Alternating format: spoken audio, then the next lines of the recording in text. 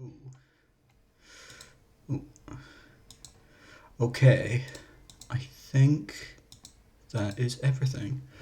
All right, without further ado, let us begin. Hello, everybody, and welcome to the zombie escape post-mortem interview thing. Say yippee, guys. Ooh, Hooray! yeah. Yay. Hooray! The cheering sound. All right. Okay. Okay, so judges, would you guys like to introduce yourselves? I guess we can go in alphabetical order. Sure. Hi, I'm Britz Mark, judge of Zombie Escape, creator of Zarkov and Cadaverine, and also semi-host of the OCT. Hooray! All right. Okay. Oh, it's Moxie next. Yes. Hello, I'm Maximu. I was invited to judge this OCT, and yeah, Moleton is mostly my creation, so I will speak about that a bit later. And yeah, I'm just happy to be here. Okay, I'm Skoo, co-dictator of this fine establishment, and I'm mostly in charge of the videos, or positing the videos mostly. All right, awesome. Okay, so I'm gonna try and keep this to about an hour just so that it's not too much on you guys. So, yeah, let's just jump right into it. So, the first set of questions I've got is basically about the development of Zombie Escape, about how you guys made it the setting and the tournament that it is. So, I've heard that this tournament basically had a very short turnaround time. Like, I've got down here on my notes that it took 6 weeks to development before you guys launched it. So, what was kind of done in that period, and how did you guys plan things out? So at the beginning, it started off with just an idea. I was playing a zombie game, and I thought, has anyone done a zombie themed OCT? I talked to Skoo to get his input, and he's like, I've never heard of a zombie OCT before. So we asked around. I, as far as we are aware of, no one really has had done one, but Oh, there's been one that's in the not past. true. There's one, but it's Uh, happened yeah, forever ago. yeah, it happened like in 2012, Yeah. 2013 maybe, So but anyway, it's been over 10. we thought it was long overdue, so we decided to roll with this. We knew that if we sat on it, we were never going to do it, so we decided to just roll it out as fast as possible. Um, so the next step was getting judges, uh, and that's when Moxie and Morgan came into the scene. Um, Beginning of the development was just trying to figure out what we were going to do. Like, how were you going to take a zombie setting and turn it into an OCT with OCT mechanics? Um, so one thing we really wanted to do was have some kind of goal for participants to have at the end of the OCT.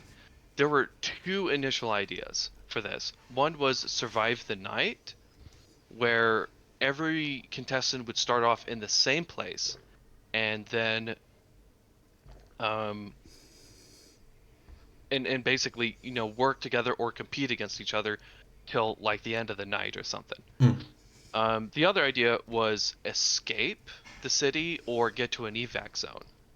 Oh, And that's where I guess zombie escape came from. We ultimately decided that we wanted to get to the to an evac zone. oh, okay. So, So someone just mentioned escape the city. Funny thing is that when we were talking about settings, a city was considered. Um, we ultimately scrubbed that because we thought having a city environment might be a little too complex given how short the rounds were going to be.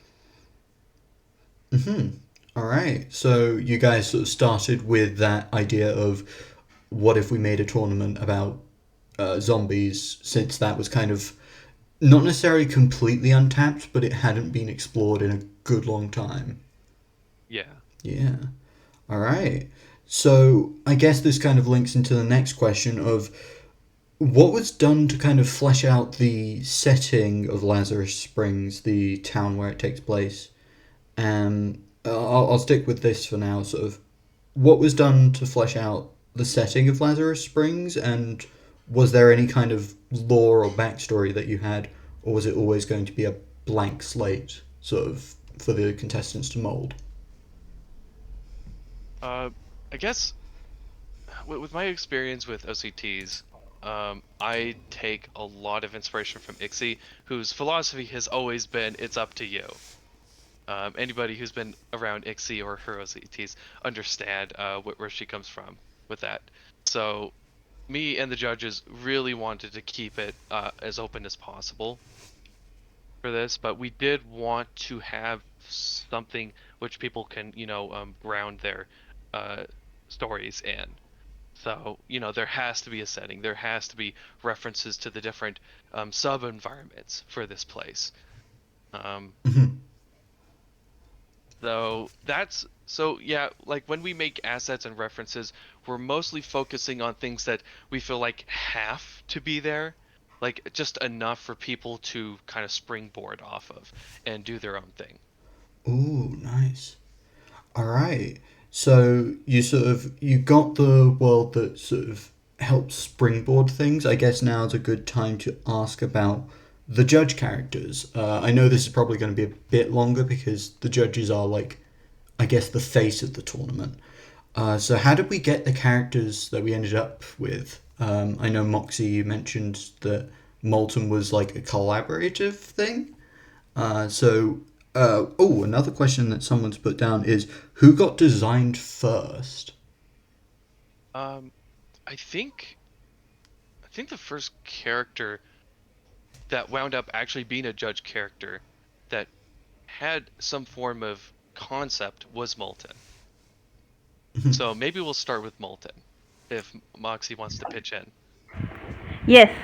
Okay. So funny thing is that originally I didn't think, well, better said, I wasn't thinking of doing an actual judge character, like because I was invited and this was going to be, well, originally we thought it was going to be a smaller tournament. I thought, well, I don't see myself like needing a judge character for this one. But where we were discussing ideas for the lore of the town and the other characters, the idea of a radio host came to my mind. Okay. Now, this was also partially inspired by Icelandic, that the main judge was the voice. So this was, which was basically a mysterious voice that spoke to some of the contestants. And that idea uh, inspired the idea of Moleton, of a character that it didn't necessarily have a face or a name. It was just someone of the radio that will be that will assist the contestants in their journey. Oh Now, wow. the idea for the mold itself is actually, I believe, Sku's idea. Sku was the one who proposed, if I remember correctly, that Moulton were a mole, based on precisely the idea that he would be a mole on the government, giving information that was not available for everyone. Oh, that's really And fun. yeah, and also Sku was the one who broke the name of Molten Metal. He was the one who thought it up. Oh, that's so And fun. from there, I just came with the design and the personality of Moulton, which I at the moment I recently learned about the what an anarchist was. So I like that idea for Moulton. That and plus the idea for a paranormal radio station uh, was another idea that I also like. And in the end, I just decided to combine uh, all of the all of these concepts, and yeah, Molten was born Oh, with the awesome. added with the added uh, characteristic that his color, his main color that was purple, was picked uh, after everyone else had their color picked. Oh, that's So, awesome. so yeah, that's the story of Moleton. I Oh, actually have some concept. The very first concept art. If you want to see it, oh, sure, sure. okay. I'm going to post it right here.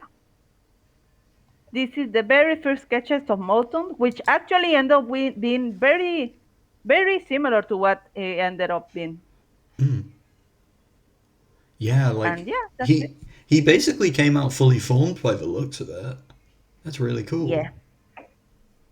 Oh yeah, I think right now is also a good time to mention that we went with a couple of different themes to follow with these characters. It wasn't intentional at the beginning, but it just kind of grew into it where there was different shape language for each character. Like how Zarkov is a big box, Moulton is a circle, um, Caboose has a lot of triangles in her design. So and then there was also the color coding of the characters. I feel like that was something that we didn't really plan, but we kind of grew into when we noticed, oh, wait, this character uses a lot of red, this one uses a lot of blue. Let's just kind of roll with that. Yeah, yeah, that's a really sort of fun aspect of the judges. It kind of made them feel very, I don't know if balanced is the right word, but they didn't really step on one another's toes. They all felt very distinct from one another. Yeah. All right. I wish Morgan was here because we could talk about Caboose a little bit, because I think she was the next one. I think Caboose was the next character to be the most fleshed out. So maybe another time. Yeah, I Um, might try and ask Yeah. Morgan a bit later on. Yeah. Yeah, I think I recall Morgan talking about Caboose that when she was thinking about a judge character, she very quickly settled on the doctor theme. Yeah, Yeah, like, oops, sorry. Morgan knew from the beginning that it was going to be a doctor or a science teacher character. Ooh, interesting. Because yeah, I think the topic might have come up before, and I'm pretty sure that Morgan said Caboose was originally a character for a different zombie story they were making. So yeah, I'll try and ask Morgan another time a bit about Caboose. So we've got Moulton, we've got Caboose. Was it Zarkov or Shia next, or is it Shia? We could talk about Shia or Shai. Um, it's never Yeah. been like fully a Shia. It's, Yeah, I mean, that's either works. I there's just been a think lot of Shia different. LaBeouf. Yeah, there's been a lot of different pronunciations. So Scoot, if tell us the deep lore about this funny little dog. Well, knowing that we were only going to have 3 rounds and that that means only 3 judges were going to be able to host, I guess I kind of settled on a character that would work more as a side character more than anything. So I settled with a dog, which is not entirely a character you could have a dialogue with. Um, I was practicing dogs at the time, so it was very natural. And then I guess I just try to make Jaya fit for a zombie theme. Honestly, out of all of them, I think mine was probably the least thought through. Yeah, that's totally fine. So we've got the dog. And finally Zarkov. And I guess I don't know if you want to talk about Cadaverine's design yet, but yeah, I I'll guess we can talk about yeah, Zarkov. I'll talk about how I came to Zarkov, and I went through a lot more exploration, and I do have a lot more concept art to share. I am sharing my screen, so if you want to look at the concept art that Mhm. I have, go ahead and join. Sure. So the first concept I had was actually a nun character. I thought of a character that could potentially be a prepper or some kind, At one point, I did consider a ferret character. I know at some point in this OCT, someone was shocked I did not do a ferret character. Well, there it is. It was considered. Anyway, this was the first concept I kind of rolled with. Another one I heavily considered was a creepy Boy Scout character. Ooh.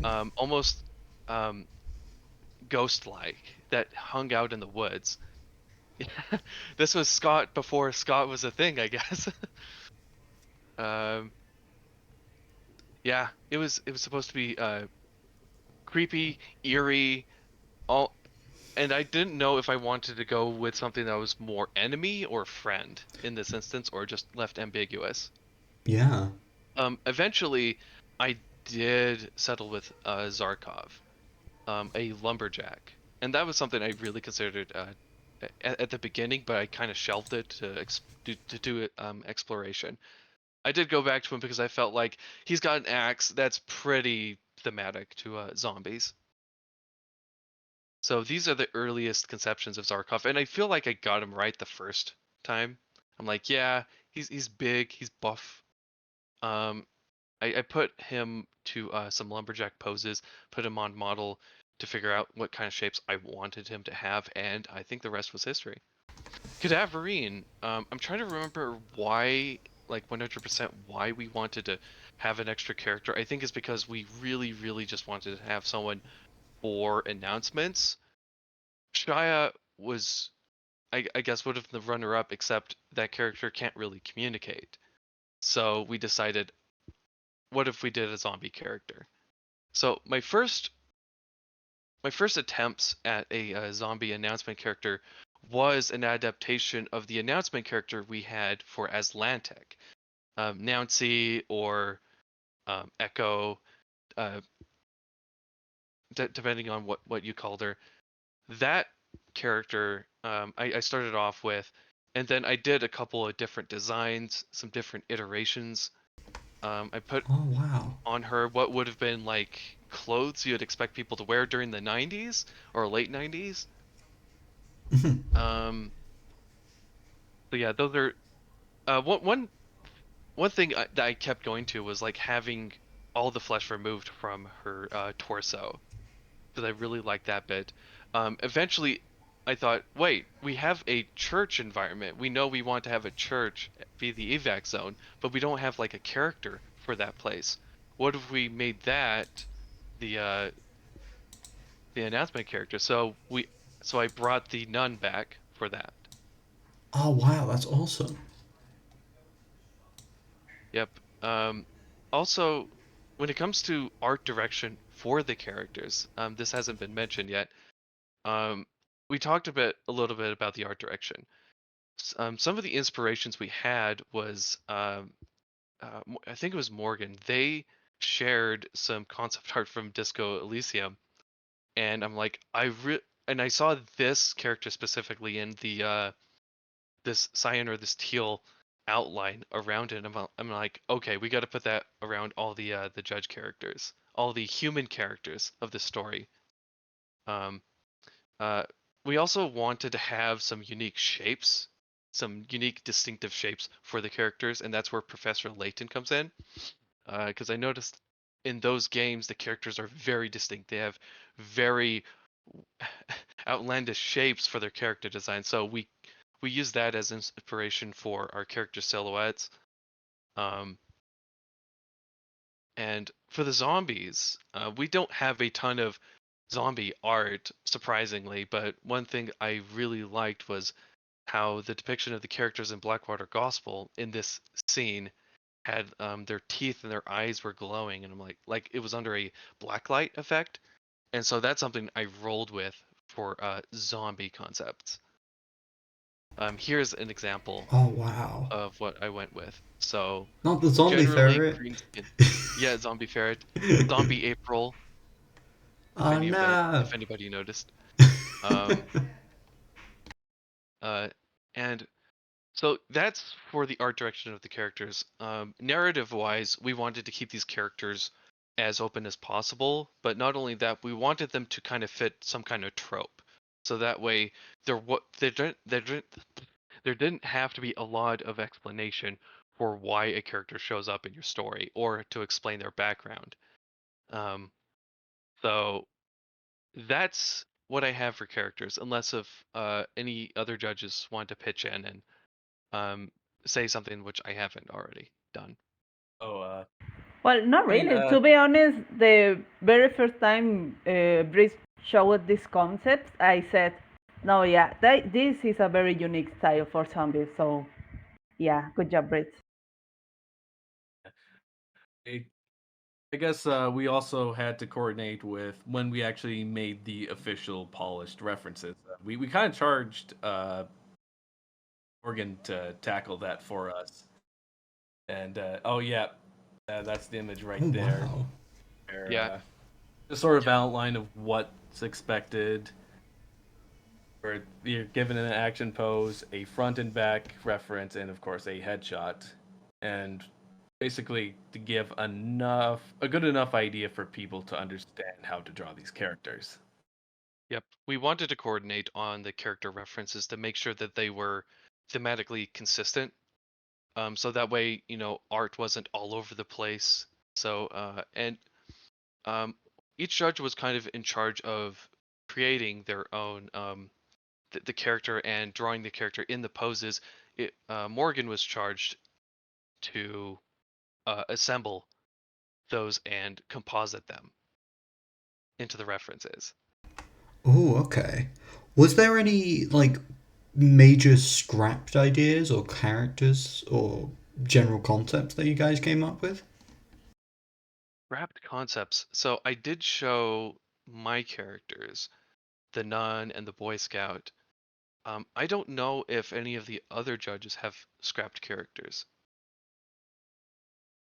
Not on my part. I have a base. I wouldn't say scrapped, but I have a very basic concept art for what the layout of the town will be. Ooh. Uh-huh. Like we were when we were planning for the objectives for the basic load of the OCT, we were also thinking a bit about how the town would look and the progression the character would have to go through. I don't know if many of you notice it, but the progression will be to from the town through the forest up the way to the church. I'm pretty sure everyone noticed. But yeah, this is basically the very basic concept of the town. So we never made a full on complete reference. So yeah. All right. Yeah. I guess. For what's it called? For the environment, was there sort of much thought going into okay, what kind of areas do we want? Because I'm seeing that like forest, farm, mountain, evac zone, those were all kind of quite prominent, I guess. Yeah, we were thinking. So once we settled on a rural environment, we thought of what kind of different places you'd see there. I think we decided we wanted some kind of upward progression. So naturally, we're like, okay, well, maybe it's a church, but on a mountain or a hill that people have to work their way up towards. Um, Something that helped, I think, determine what those environments were going to be was the characters which we chose. The farmland was natural because it was going to be rural. There's obviously going to be a town. Um, the forest was because I had Zarkov, and I'm like, okay, he's a lumberjack. He needs a forest. And then there was of course, the church and the churchyard, which the evac zone was going to be. All Um, right. I guess something also to note about developing the environment is, and Scoo mentioned this, and I really agreed, and I loved it, is that the environment should be in black and white, at least for our official assets and concepts, because we did this for a couple of reasons. The big reason was to save on time. We didn't want to have to spend a lot of time coloring everything, so having a black and white background helped us keep it stylish or stylized as well as easy to produce. Also, I guess it's a way to pay homage to all the old black and white zombie films. Yeah. But also, we had the intention of slightly encouraging people to use monochrome in their rounds, so that way it'll be easier for them to finish their stories. Ooh, okay. That's really cool. I guess this kind of leads quite naturally into my next question of kind of, was there any particular goals or with the tournament that you were trying to achieve? Because you mentioned a bit about the idea of having a cohesive art style. So was there any goals with what the tournament was trying to achieve? Um, it's hard to say. I, if I may, uh, although we never discussed like an official goal, other than we just wanted to create a zombie OCT, I believe that unconsciously one goal was to prevent burnout as much as possible, especially with the design choices, the length of the OCT, and many other choices we took during this OCT. We wanted to keep our contestants happy and motivated. And I think fortunately this goal came true because the rate of retention from the contestants were pretty high. So we're happy that that happened. Yeah, that's awesome. Okay, these are a couple of like smaller video making questions. So, for people who've been in the sort of previous tournaments that you guys have run, they might know a bit about how the videos are made, but what would you say the video making process was like as a sort of whole for this tournament? Oh, what was it like? Okay, I could answer that. So it pretty much involves having two different segments. Having a dialogue or a monologue for the judge who is sort of hosting the round, and for them they're just kind of explaining the environment, sort of giving some minor prompts to give people ideas of what they could do and what they could do with their round. And then after that, we have the matchmaking segment, which the sole objective is to not only tell people who they're matched up with, but to do it in a way to get them a little bit more hyped, a little bit more energized. And also, it gives us a little bit of fun to do. uh, so for every round, a judge will be in charge of the video for their round. They pretty much allocate the responsibilities to the rest of the judges, but they're solely responsible in writing the monologue. As soon as they're done writing that, they will hand it over to the rest of the judges. We kind of take a look at it, do minor corrections, give some suggestions, and then we hand that back over to them. But in terms of like visual assets, for each round, it's solely developed by the judge who's in charge of that round. So for round one, Morgan developed practically all the visual assets. And then, round two, that was Britz. And then round three, that is Moxie. And then when all those assets are done and made, it's kind of handed over to me, and I just compile them in After Effects.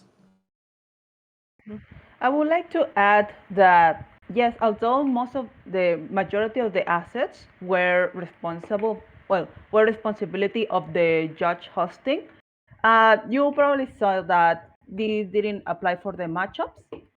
For that, well, we each of us selected which character we wanted to draw for that round. Yeah, that was largely a team effort. We would normally have like a spreadsheet of every character, and if and the and each judge was allowed to like assign themselves which character they wanted to make a matchup icon for. And there, in that same spreadsheet, there was also a way to mark whether or not that had been completed or not. Oh wow, that's really cool. And one thing that I was really curious about was how did you guys find using 3D in the round two video with Zarkov? Because that was, as far as I'm aware, like a brand new skill which I've not really seen you guys use before in these videos. Yeah, it's not 100% new. I have done 3D before. Anybody who's familiar with the round 4 video for Chop 2, the matchup sequence did utilize 3D. Um, but when it came to doing 3D for Chop, or sorry, when it came to using 3D for round 2, we first had to come up with the concepts, like figure out what we had to make. Um, what's interesting about round 2 is that me and Scoo talked about it and we realized it was going to be a massive undertaking. Our first objective was actually to do a practice of using 3D for something else. We actually made Sister Cadaverine in 3D and a church and a forest around the church and a graveyard. That was our first objective, to see if we can actually make something in 3D before we commit to round 2 being in 3D. We did that, realized we made a bunch of mistakes, but decided to commit to round 2. We thought we could do it. So the first things first was actually concepting round 2, deciding what had to happen or what had to be made. So the first thing we have is this storyboard. So we have Zarkov and figuring out what kind of actions he'd be doing, what is in the scene, and so we'd have to make assets for that.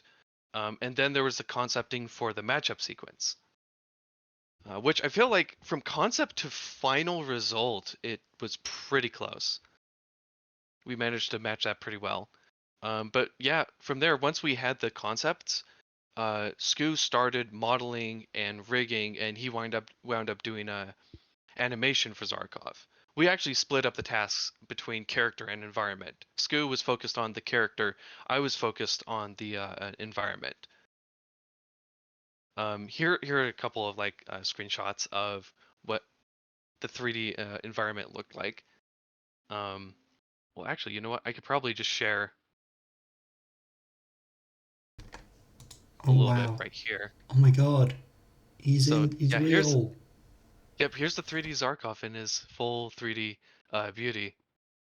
Um, one of the hurdles we had to get through was a render style for this character. We wanted him to match as much as possible to the original concept art we had.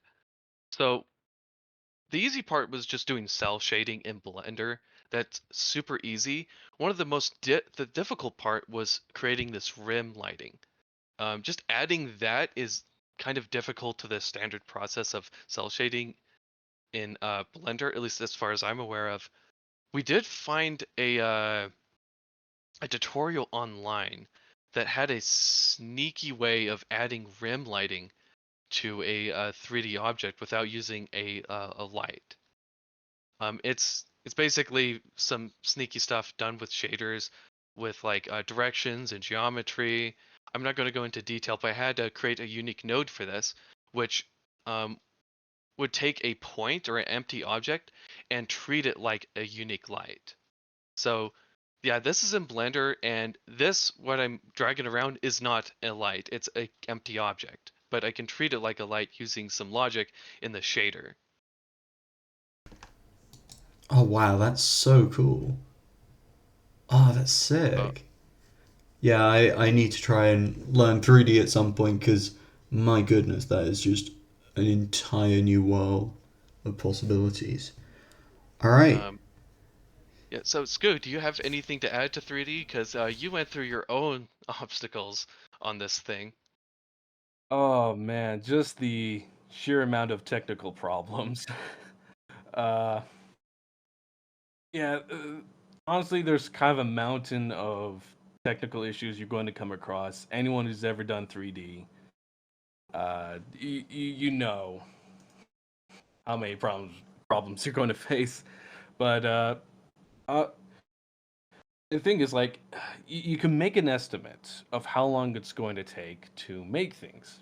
When I was making an estimate, I did not account for technical problems that were going to arise because you don't know what technical problems you're going to get until you get there. So the whole idea was I was going to get this model and get it rigged within like 3 or 4 weeks, and we were going to have a additional 3 weeks to animate everything. Um, Going in, it was just one technical problem after another. Looking online, frustrated that Google's no longer giving me the answers straight away, and when all was said and done, I think I only had 3 days left to animate everything. Oh my Uh, god, that's so scary. and normally in like 3D animation, you would try doing quick 2D sketches or make a more refined storyboard, so you get a good idea of what the poses were. I did not have that luxury, so I had to make up the poses as I went along. Uh, oh yeah, there was like one other technical issue. So we had to export what we made in Blender and then transfer it into After Effects. But the frame rate. So despite telling Blender, "Hey, I want you to export at the frame rate of 30 frames per second," and then you're telling After Effects, "Hey, I want you to import this at 30 frames per second." So despite that, it's not consistent. So and I found that the exported Blender movie was just a bit too faster, like 2 or 3 seconds faster. So I had to go in and I had to do some fancy time remapping to get it all fit with the audio. Oh wow, that's awesome. Well, it's not awesome for you. All right. Sorry. All right. So there are a few questions that people asked in the post-mortem questions chat, which I think would fit in this kind of area. So Gaia asked a couple of things about kind of the development structure and the schedule for the OCT. So was there anything that you were trying to prioritize? For example, what kind of assets needed to be made, or I don't know. I guess sort of what sort of stuff were you guys trying to prioritize when you were making this stuff for the rounds? So I guess as I mentioned before, we will do like a concept of what the round's going to look like. So in some instances, this was a storyboard, and once you know what you're going to do, you create a list of assets. Um, for me, when I worked on a lot of the stuff I did for this OCT, I'd create an asset list, a list of assets, which once complete, I'd mark off the list, just so that way I'd be able to like knock them out in an orderly fashion. All right. Um, Um, and another question that Guy has was there originally going to be more rounds, or was it decided to be three from the very start? so at some point, we did talk about the number of rounds that we were going to do. 4 rounds was on the table, but it was never taken that seriously. I think everyone was kind of in agreement early on that we were going to do 3 rounds. Yeah, I would say that the moment we decided that it was going to be a non-elimination tournament, that in that moment we decided that it would be like 3 rounds. Hmm. Oh yeah, we kind of mulled over the fact of okay, are we going to go with elimination or nominal elimination? I think we kind of had to stew over that for every day.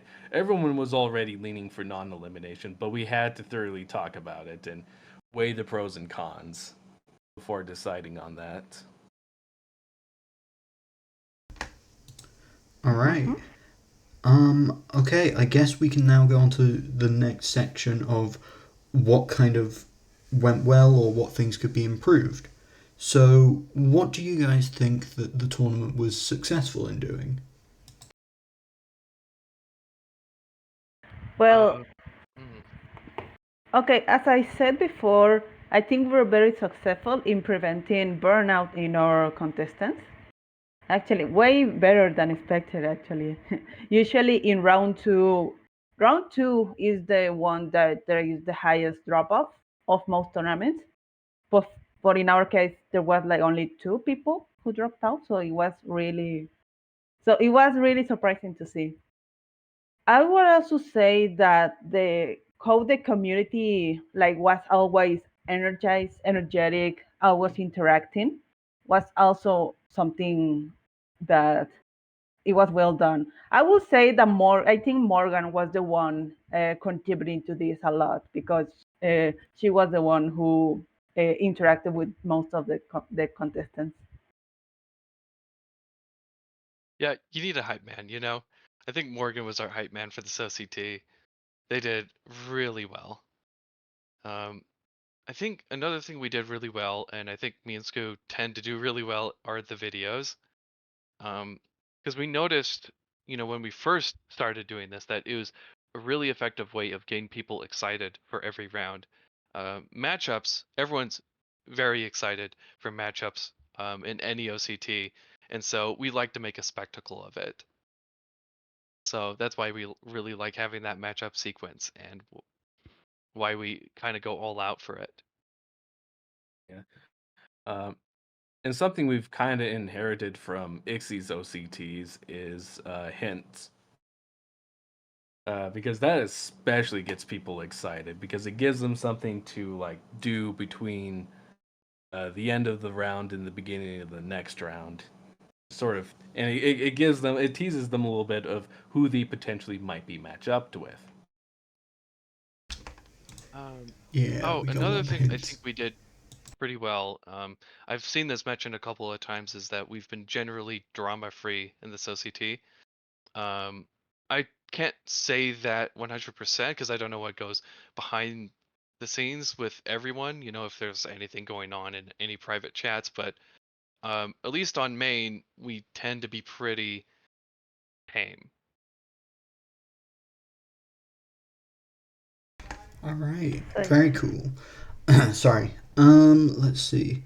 So, is there any kind of improvements or things that you guys would think you want to change for future projects, whether that's OCTs or other events that you might try and run or projects you might make?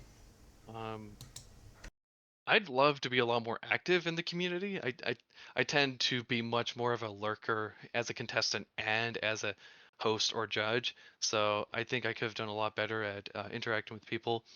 Um, Something I really wish we did was actually create a map for the environment of this OCT that was always on the to-do list, but I never got around to doing it. Um, anything else, guys? Uh, well, this is more of a nitpick, but I think we could have done more mini events during the course of the tournament Oh because yeah. we started with a lot of events, both big and smaller. But in the middle of the OCT, we were like everyone were so busy that yeah, we didn't have the chance. But I would have loved to have more events like this. yeah, I mean, yeah, we did that at the beginning, but we kind of started uh, losing momentum on that later on, and I actually do wonder if that may have contributed to our larger dropout rate in the third round. All But right. Oops, sorry. besides, yeah, oh yeah, sorry. Besides that, uh, every time I've done an OCT, I always try to think about making a much better, more excitable premise.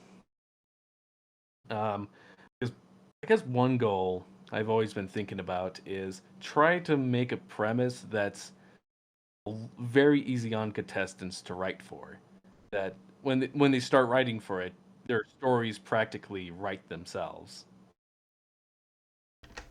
So that way, there's a Yeah. lot less writing they have to do, or a lot less, I guess, technical stuff they have to write for, and they could get to illustrating much quicker.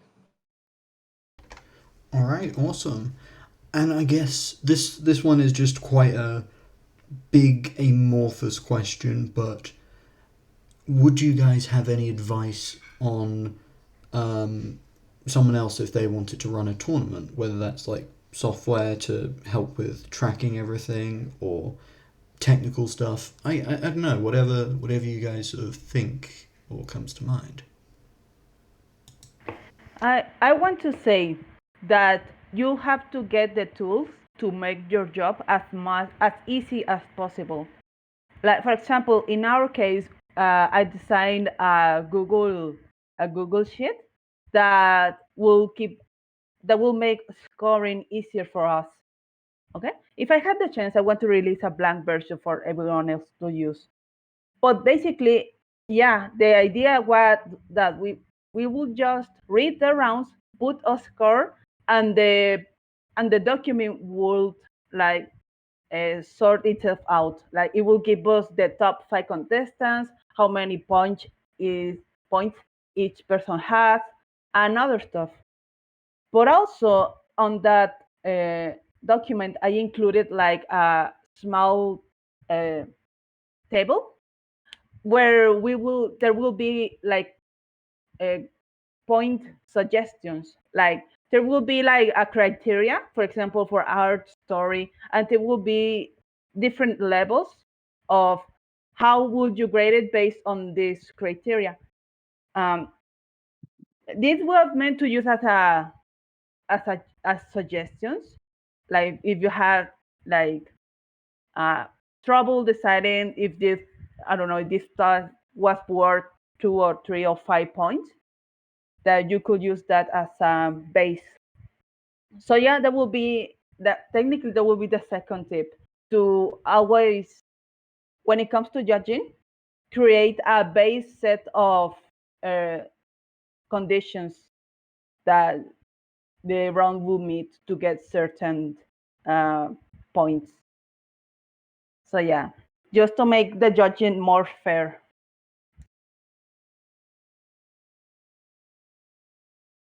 Some advice I would give is definitely give yourself enough time to make assets.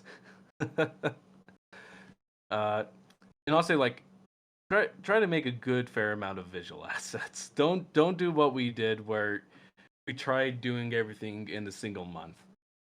That is not nearly enough time. Yeah, Uh, I'd recommend the same thing.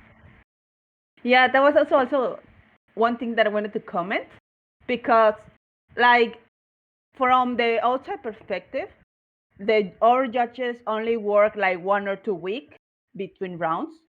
The issue is that the workload on those 2 weeks is really high, because we have to judge, we have to read every round, we have to create the assets for the next video, and the matchups, and what else? Yeah, pretty much that that is a lot of work for a very short amount of time. So yeah. Yeah, so yeah, as a judge, you only have to work 2 weeks every round. Just it's just the 2 busiest weeks of your life. Yeah. So my advice for judging or hosting is I highly recommend being a contestant 2 or 3 times before judging. Um, Also, you should understand that a lot of time and energy is spent on administration and deliberation between judges. As a contestant, you don't realize this at first, but as a contestant, you get to make decisions on a whim. Things go really fast, but when you have to make a decision with 4 or 5 other people, it takes a lot longer to make a choice because you have to contact everyone. You have to wait for the response. And if we haven't come to a conclusion, you start the cycle all over again. So that takes a lot of time and energy, and it is frankly exhausting. Um, so yeah, and I guess being a judge feels a lot more like a job than a hobby at times. And this is the main reason why me and Scoo like doing the videos. It's a lot more exciting. It's the fun part of being a judge. And I guess another big piece of advice I'd give potential judges is that you should do voice chats and keep notes on those voice chats. Because if you just write to each other on Discord, that takes forever. Doing voice chats makes decisions a lot faster. You can get through concepts a lot faster too. I remember this happened with Chop 2 when I was working with my judges. I think for the first couple of months of development, we only ever just sent messages on Discord. Eventually, we had our deadline coming up, and so we started a voice chat. And I think just in that one voice chat, we managed to get as much work done as we had the last couple of months. So, yeah, I guess if there was one takeaway I'd give here, it would be do voice chats and take notes on the voice chats. Otherwise, you may forget what happened and have to deliberate with judges all over again. All right. Okay, I think I'll do one more question, and it sort of depends on how much time you guys want to spend on the rest of the questions, because I don't want to spend too much of your time, but I also want to try and get through the questions that you guys want to answer, I guess. I have time. Yeah, sure. Yeah. All right. Ooh, yeah, you guys have like covered a lot of the questions that I was wanting to ask. So this was a question from Magic. Magic asks, you guys are making a lot of OCTs back to back. Is it not super exhausting? And how do you guys kind of manage that, I guess? Because that kind of tied into what you were saying, Britz, of how it sounds like quite a lot of workload in quite a short amount of time. I feel like it's a lot more investment, but it's also a lot more payout. It's very rewarding to see people actually participate in your OCT. To have some people say like this was their first OCT and they were glad to be here, because I remember my first OCT and how magical of an experience that was. So it's awesome to be the person giving that person that experience. Also, I'd also chalk it up to like some kind of parental masochism, where like I guess it's the sensation of raising a child. It's exhausting, but somehow you manage to convince yourself at the end that it wasn't that bad. Yeah. Life hack. If you want to feel this same feeling without everything falling on your shoulders, be an invited judge. Don't be the host. No, but seriously, like now, at least in my case, well, it's been a while since I hosted or judged an OCT. But what I can say is there is also like the ideas for OCT. Like I remember this was a conversation that popped up in the OCT newscast server about like when no one else is making the OCT you want, the the itch to create it yourself increases the more time it passes. So yeah, that is also a thing, at least for me. All right. Sorry, Scoop. Oh, just saying it is actually quite exhausting going from one OCT to the other, whether you're a contestant or you're a judge.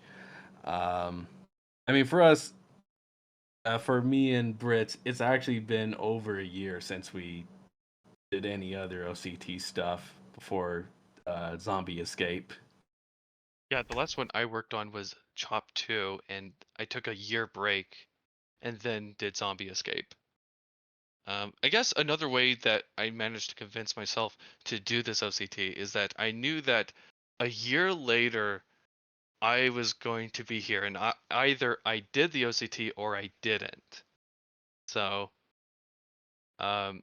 we kind of bit the bullet and decided to do it. Oh, okay, that's really Yeah. interesting. Sorry, Scoo. I keep cutting you off. I'm so sorry actually, about that. go ahead. All right. So I think, if this is okay, we could take a 5-minute break. I'm just sort of looking at the questions. I think we've got through most of them.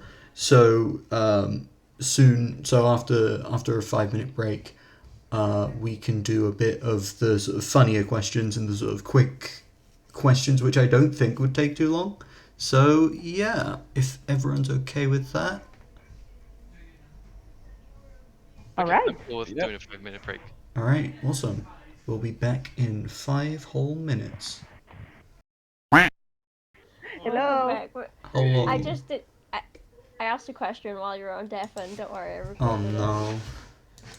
It was a really important question. I stopped recording, What the fuck? but I'm glad I've got that. I was just asking if if Under would be Moulton's best friend, and Moxie said, "Why? Sure, why not?" But yeah, but it's like the Metro Man meme. I Like, love you. ah!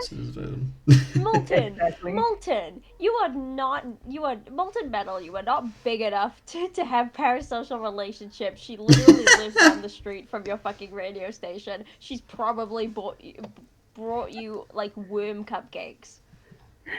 Worm cup. But it would be funny. All right.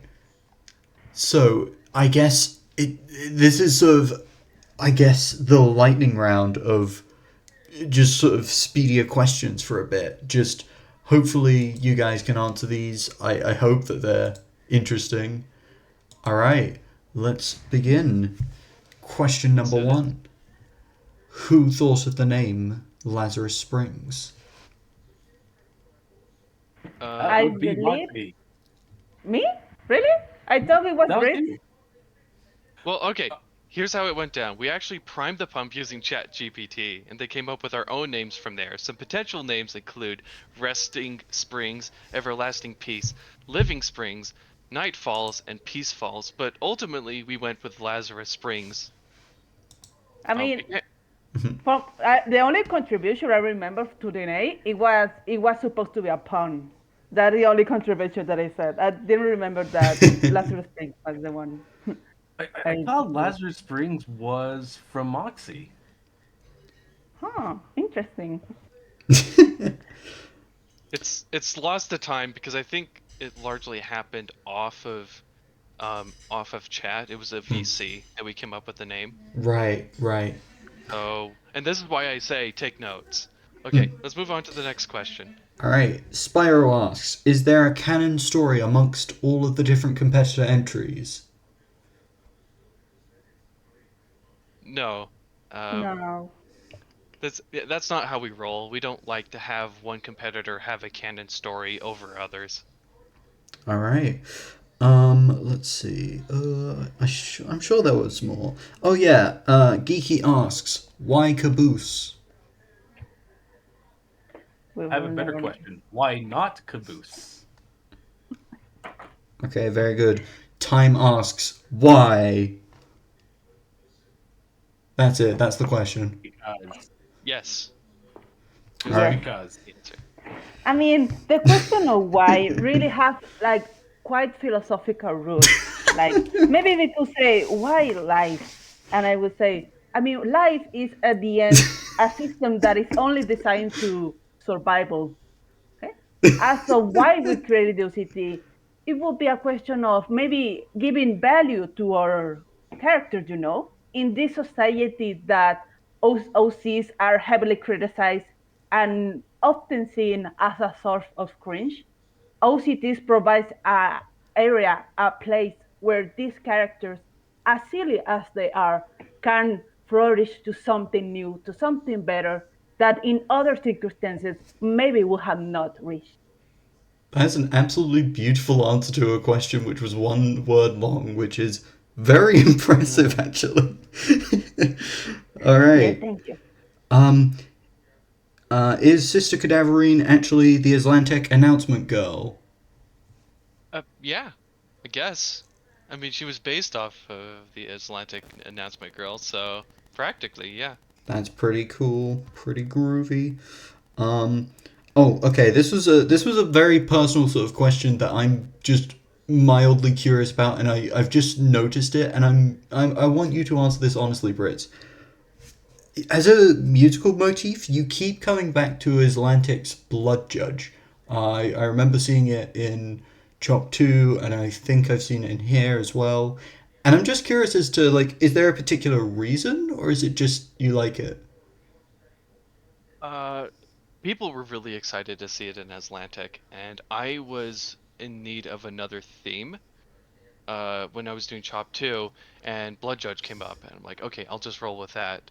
People seemed to really like it when it made a comeback, so I think from there I decided I was just going to do Blood Judge for every OCT after that. I even brought it back for Cascade 3. Even though I didn't do the music for that, I did manage to sneak in some fan music. Yeah, you did a remix. I think it was for Dare. Yeah. Yeah. Oh, awesome. All right, now we're starting to get to some of the longer questions again. So, this is sort of, I probably should have asked this in the judging portion, but I'm kind of curious still. Um, how did you guys find the process of judging rounds? Was there kind of any major disagreements about scoring, or was it mostly common sort of consensus? We adopted the It grading system from Chop 2, which was 5 points for story, 5 points for art, 5 points for representing your opponent's character. And I don't think anyone had any strong feelings or objectives against that system. I can agree. Okay. Let me just see. I swear I had more things. All right. This was a question from Bananas. Did certain NPCs or locations get more or less use from competitors than you expected? I want to say that I thought Shia was underused and criminally underused. There should have been more Shia, everyone. I'm disappointed in all of you. Yeah, I expected more Shea. I expected more Moleton. Yeah. Now, to be honest, I actually the idea of Moulton was that he was not supposed to be around. He was more supposed to be present on radio. So I didn't expect to see Moulton that often actually. Yeah. Caboose. I was actually surprised like how much love Caboose got. Yeah. They got about like I think they made up like 75% of the cameos. Everyone loved Caboose. Oh, wow.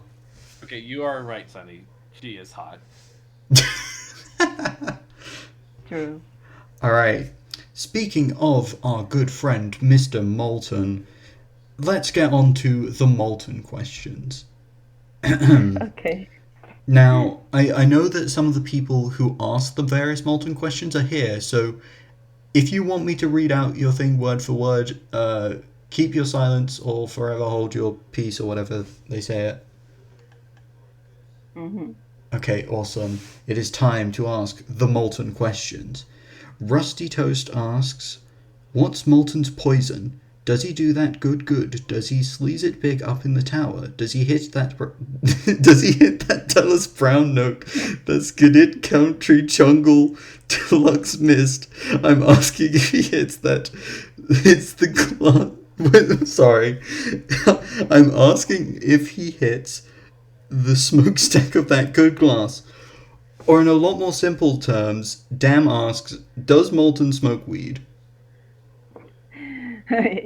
Okay. So here is the definitely true answer. Moulton is actually a supporter of the legalization of weed for medical and recreational purposes. And the reason is because Moulton sees that the government's efforts to stop these activities actually causes more harm than just simply letting it be with some regulations. So yeah, Moleton is in full support of drug use with, of course, moderation and with care. This said, he does not smoke weed, he does not do drugs, he doesn't even drink alcohol. Because a good conspiracy theorist needs to have his mind open and alert at all times. That's amazing. All right. Yeah. Okay, now the final of the Moleton questions. Sunny asks, "Can Moleton be my best friend?" Only parasocial. Damn, that's the true life of being a conspiracy theorist. Okay, so now it's time for the last two sort of questions to help wind down the sort of entire post-mortem. So, I'm curious. I'll ask you guys which order you want to discuss these in.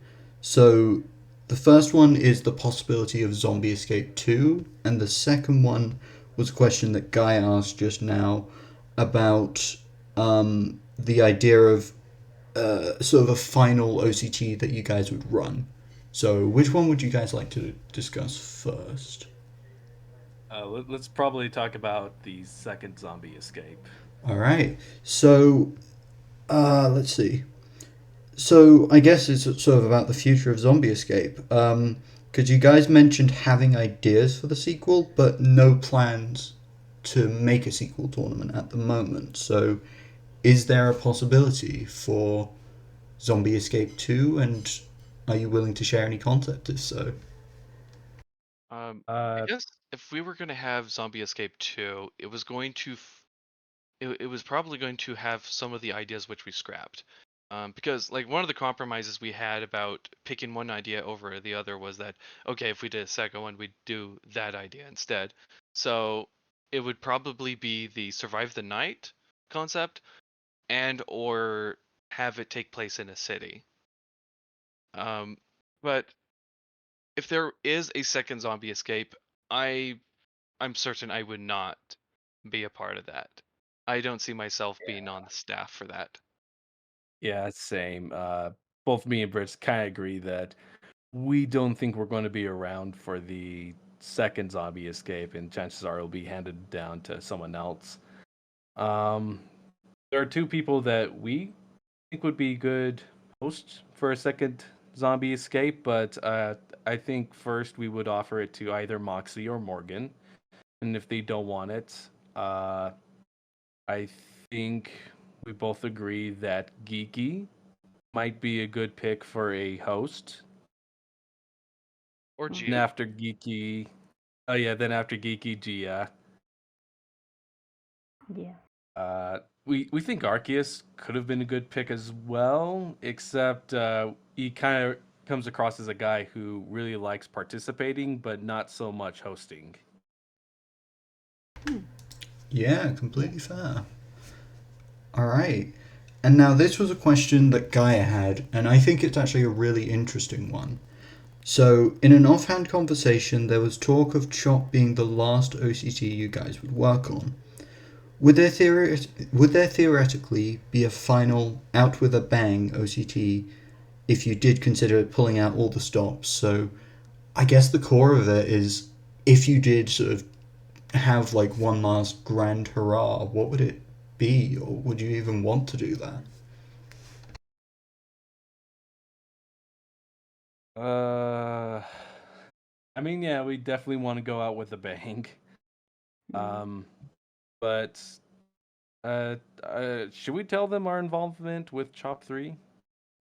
All I can say about Chop 3 is that we will not be hosting or judging for that OCT. It's been passed on to someone else. So, we right now we do not have plans for hosting again. I think this might be retirement. Hence why, like every OCT, I like going out with a bang. That's why I went out with a bang on Chop 2.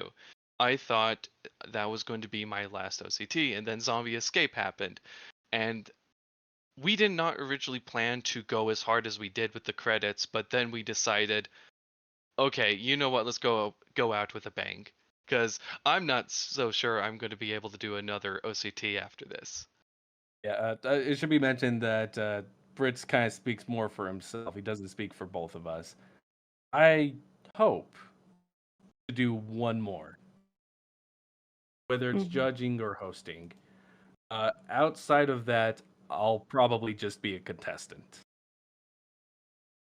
So I'm not fully retired, but I will go in sort of a short hiatus.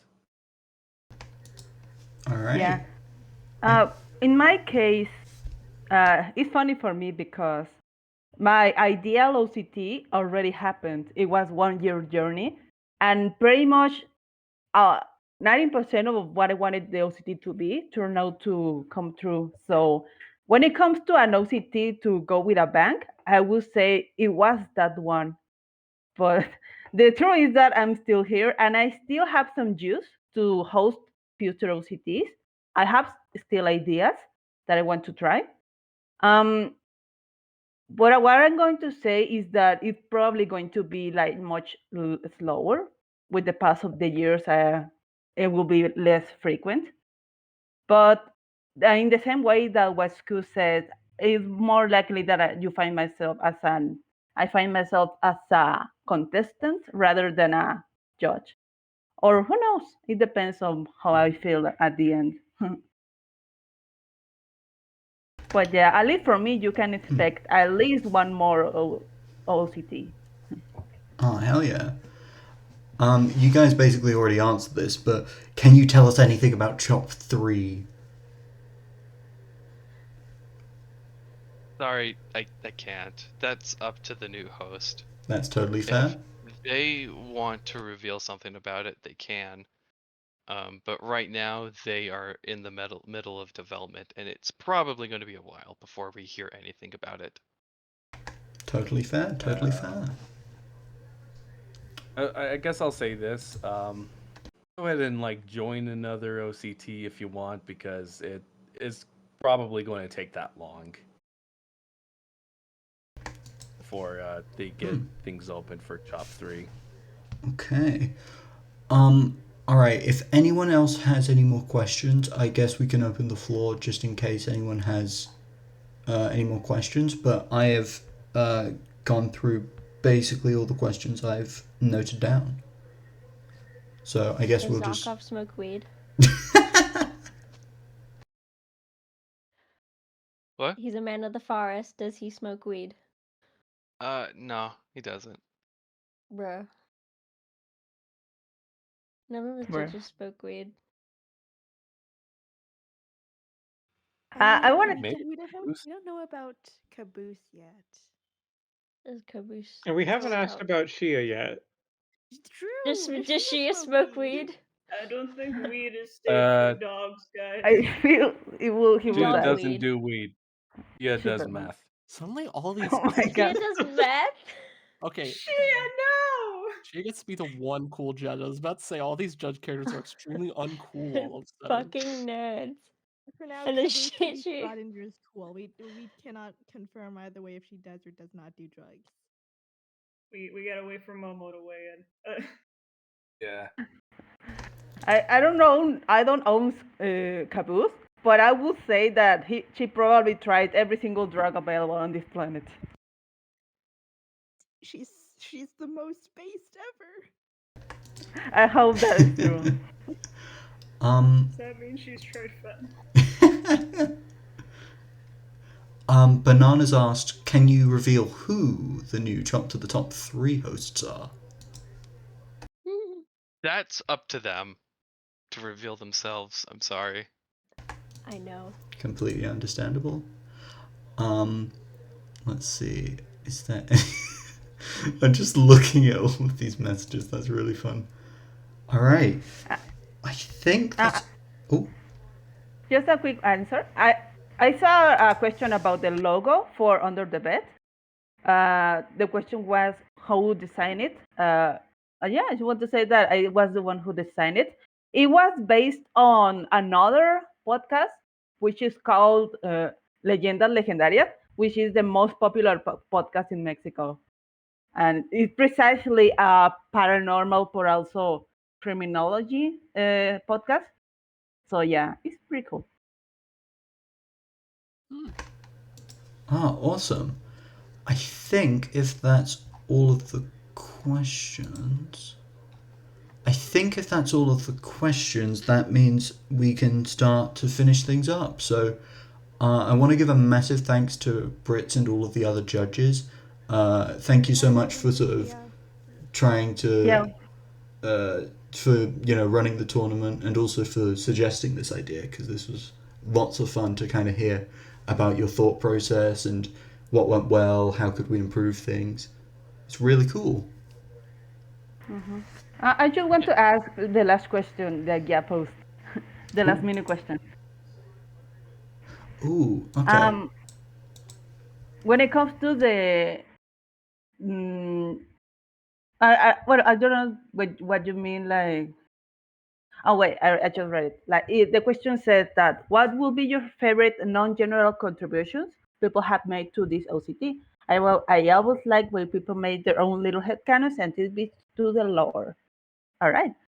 I will say I always like how everyone created their own origin for the zombies.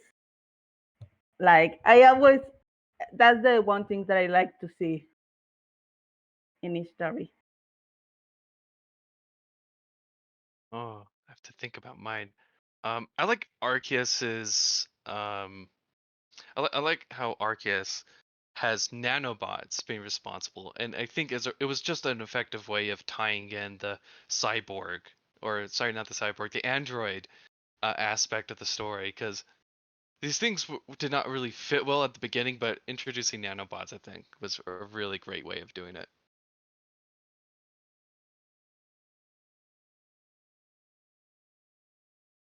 Good. Do you have a favorite Ooh, non-general contribution? do you have a favorite? I am sorry. You'll have to repeat that question because I had to talk to someone really quick. Okay, so what would be your favorite non-general contribution people have made to this OCT? Like an example would be like their own little headcanon or tidbits to the lore. I loved how many people wrote a character into the town, that they made a background. It's like they came in and they just said, "Yeah, this is a citizen of this town," and they've written like backstories with the other townsfolk. And I just love how so much tying in of that happened. And I think I especially love Geeky's story with Duncan, because there's just so much tie-in with the rest of the town. I think it just solidified so much stuff with the lore. Hell yeah, that's awesome. All right, any closing remarks, guys?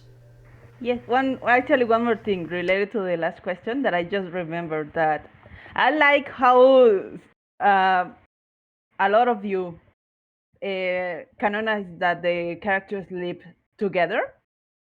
Like that only some of them came from the outside, but the rest were neighbors that already met each other. That's something that I really loved.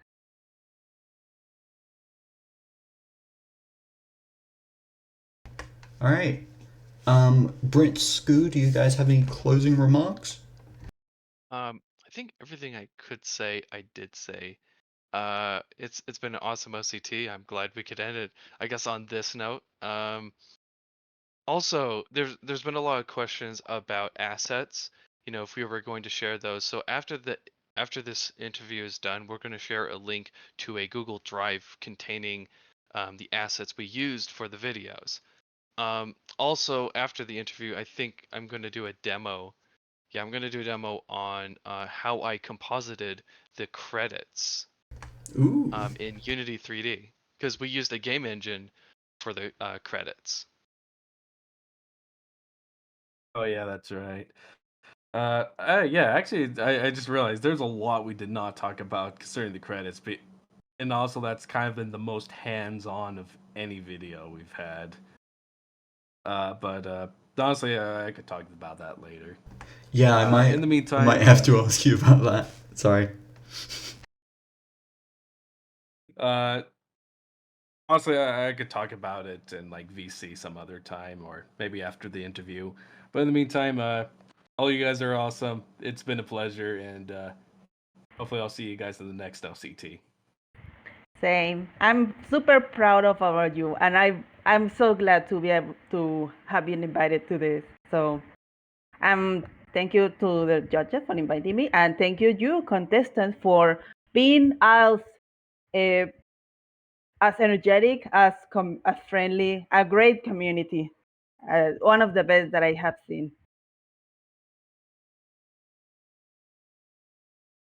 All right, and with that, I will stop the recording there. If everyone's okay with that. Bye-bye. All right, everyone in Yeah. chat, say Goba. your iconic zombie escape catchphrase.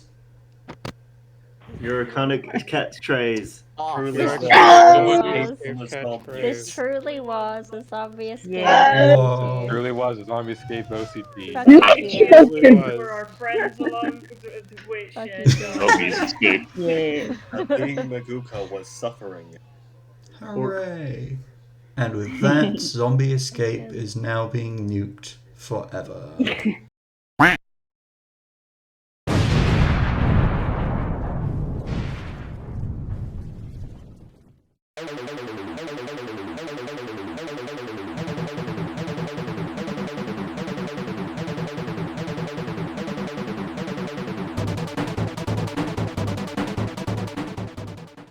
Didn't realize this was in Blender.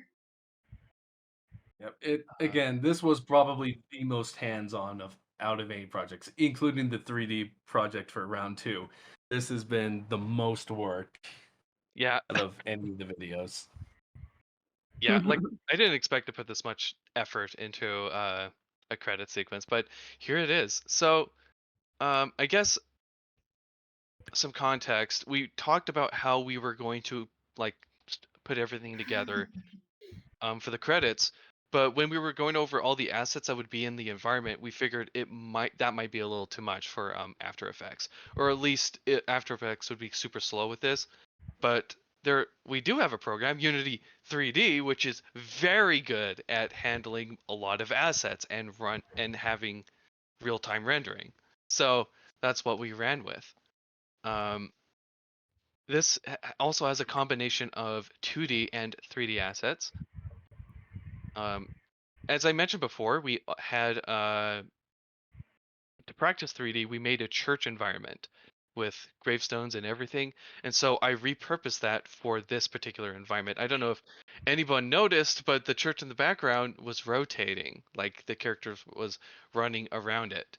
And I can actually show how that looks like if I'm only running the animation on the church. So if you look at this screen right here, you can see the church getting bigger and rotating. Oh, that's so cool. And the reason why it's getting bigger is because when we're compositing 2D assets, it has to be an orthographic view. So there's no perspective. So when things are further in the background, they don't naturally get smaller. You have to scale them down. And so that's why we had to do this tricky animation. There's one part of the background which I feel like got lost when the filter was applied, was this radio tower.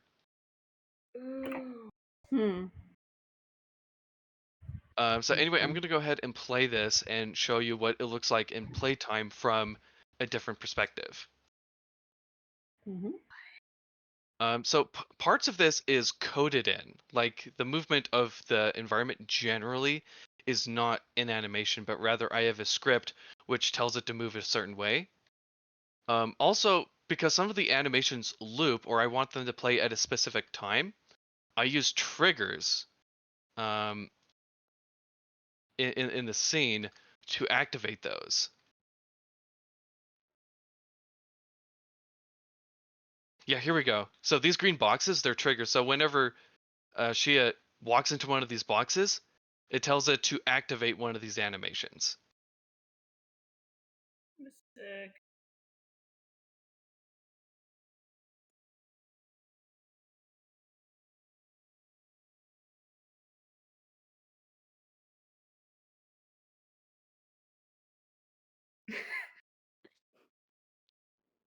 Okay. Oh yeah, there's two of these guys. One in the foreground and one in the background. This is such a delight to see behind the curtains. Oh, great. Yep. This is so Great. cool.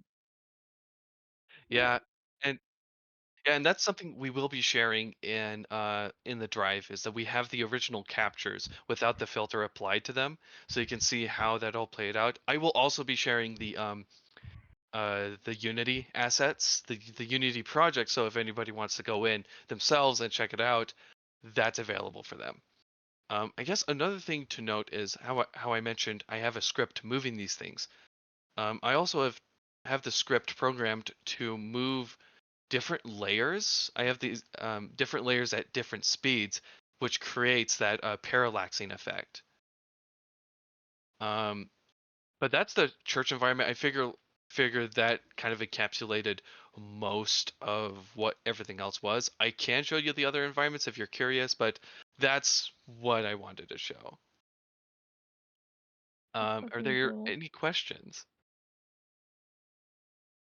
How dare you be so? Oh, I should say how. Hey, what the fuck? No, mine isn't a question. It's more of a statement. How dare you be so good at everything? Thanks. Explode. Yep. I mean, this is what I did for a job for like 2 years, working in Unity. So so I guess all I can say about that is, like, of course, I know about Unity. Oh yeah. It's really cool. Yeah, unless if there are any other questions, I'll conclude the demo. Thank you so much, man. Oh wait, actually, I do want to share something Scoo did. When developing the credits, we had to go through a couple of concepting things. So when this was Scoo's first pitch for the pixel effect. So he had ideas for the parallaxing and how that would work. What's interesting is he had ideas for a rotating environment too, which we kind of wrote off until the end when I realized that it'd be really cool if we had the church spinning in the background. Yeah, here's also another example. This was actually us concepting how we were going to tie in the Chop teaser. Corey's always gonna explode, huh? Yep. Corey was going to explode from the beginning, so that was always going to happen. One of the ideas we had was cadaverine could be digging out of a hole. I absolutely loved the side scroller thing that you ended up going with. It really had the vibes of a video game. I think that's a really awesome idea. Yeah. So here's a concept we had for the loading screen, like how we were going to show the character going from one environment to the other. I think this was the original concept. And go figure, Corey explodes here too. What the fuck is it with Corey Corey? explodes in Oh my every God. timeline. I love that that's how Corey gets canonized in this thing. Just blowing And up. So head. also, we wanted to do a sequence showcasing the 4 winners, the people who had the 4 highest scores. And this was kind of my pitch, how that was going to happen. Originally, it was going to happen at the beginning of the video, but then later we moved it to the end. I see. Yeah, that's a good idea, because that way it sort of builds up to the finale. The revelation. Oh my God, Poe got left behind. Oh my God. That was the good ending. Also, and this was a difficult one to do because we didn't know who was going to have the highest scores at the end of the OCT. So when that part had to be made, it had to be made the last week, after grading. So that was pretty nerve-wracking. I guess I'm putting words into Scoo's mouth. He's the one who did that part.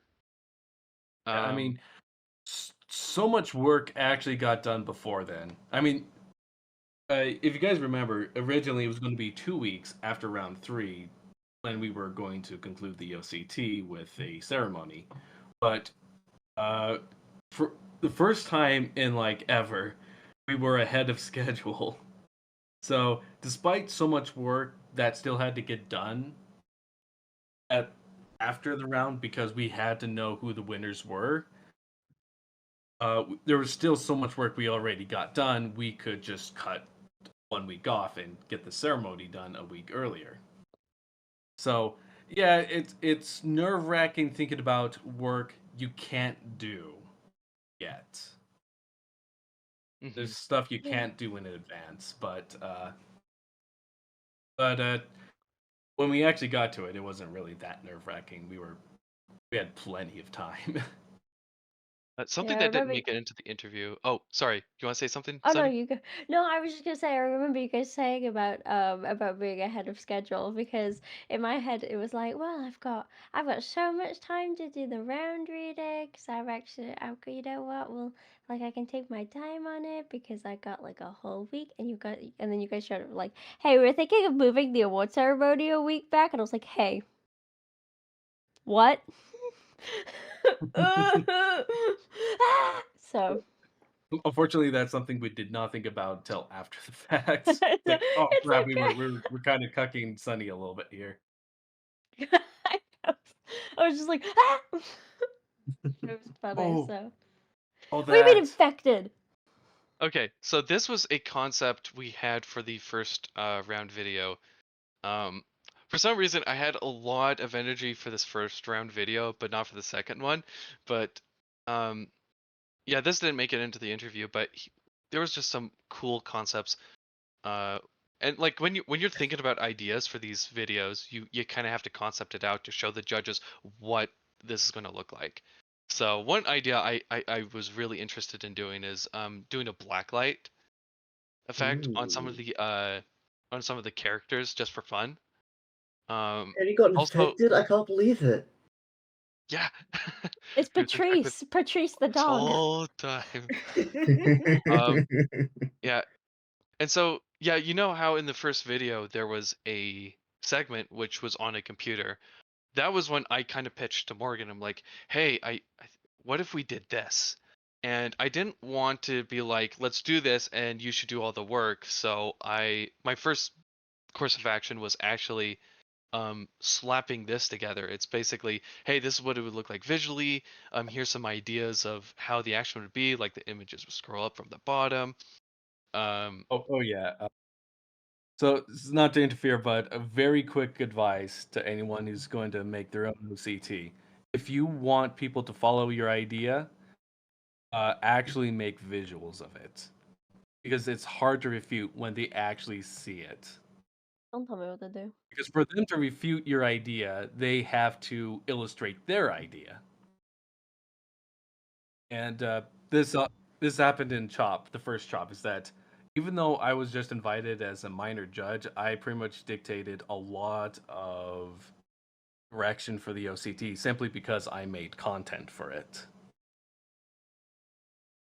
So yeah, make content, and your ideas will get passed through. Yeah, and here's the other pitch which I made for Morgan, and this was basically me saying, hey, I can do this and I could do it in time if you're okay with letting it being a part of the video. So yeah, this was the original concept which I gave to her, and yeah, it wound up being the final thing. Cool. Yeah, that really did go hard. Yeah.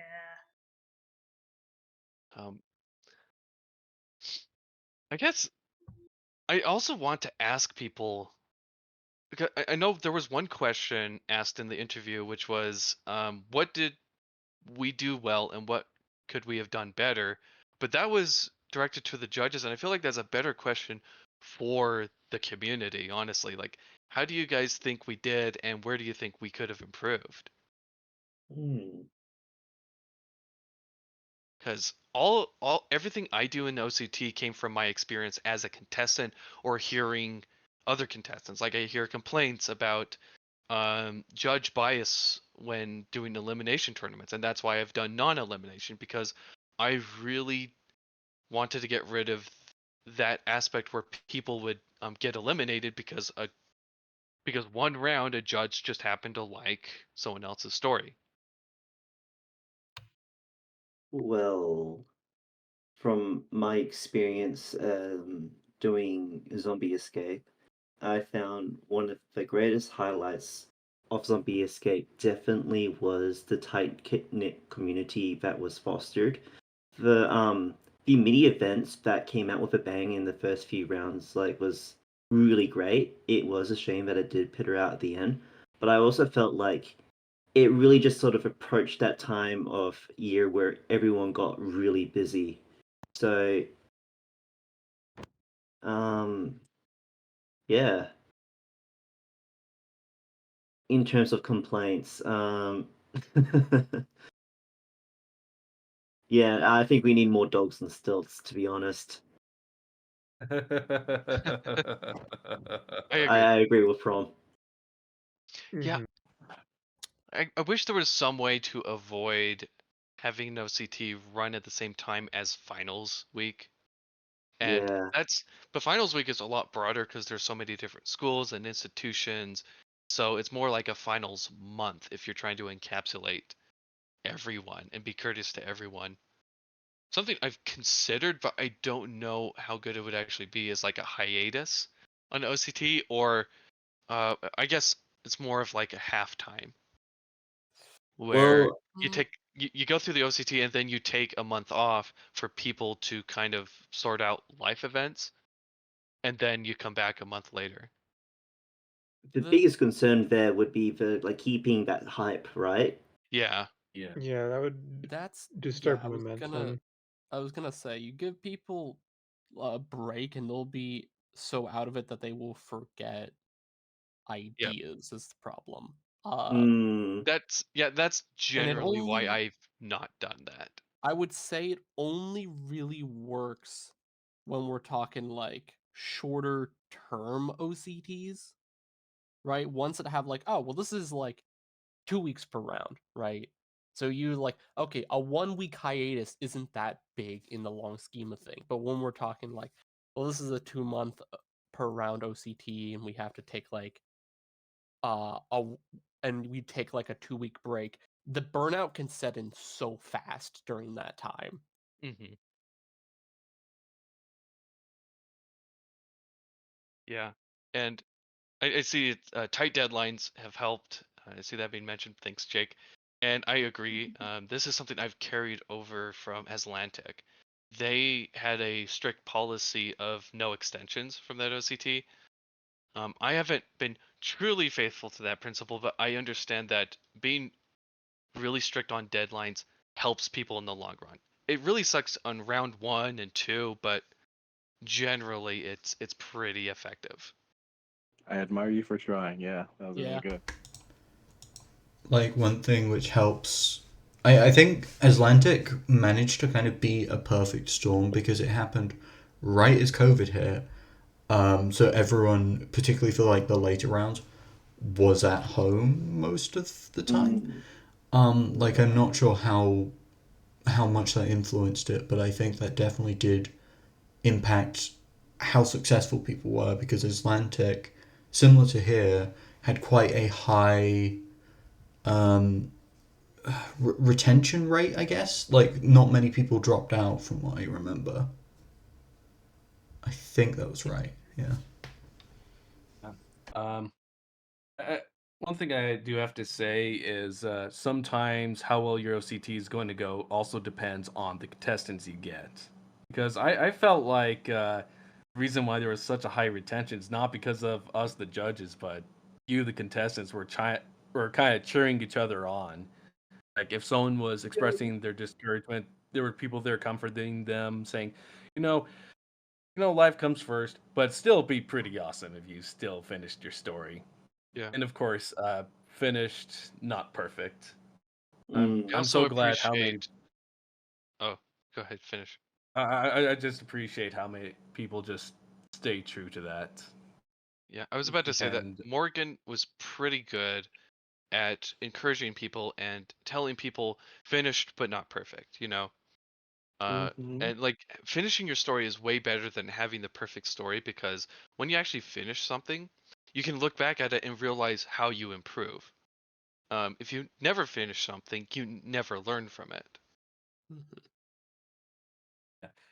And honestly, like anyone who here that's actually finished their story, honestly, give a pat on your back because that is a true accomplishment. Even though it's not perfect, you have a story that's now finished. It's something you could learn from because you can't learn from something you haven't done. But as soon as you have something finished, like that's something you could observe. You could look at it. You could actually then ask, what can I improve on? And for anyone who hasn't even like gone through the final round, just make it to second. Like second. That's over halfway. You're still pretty good. And I definitely appreciate everyone who's been saying that they're still going to try to finish their stuff. They're going to complete the story. And I honestly wish you luck on that. Keep on going.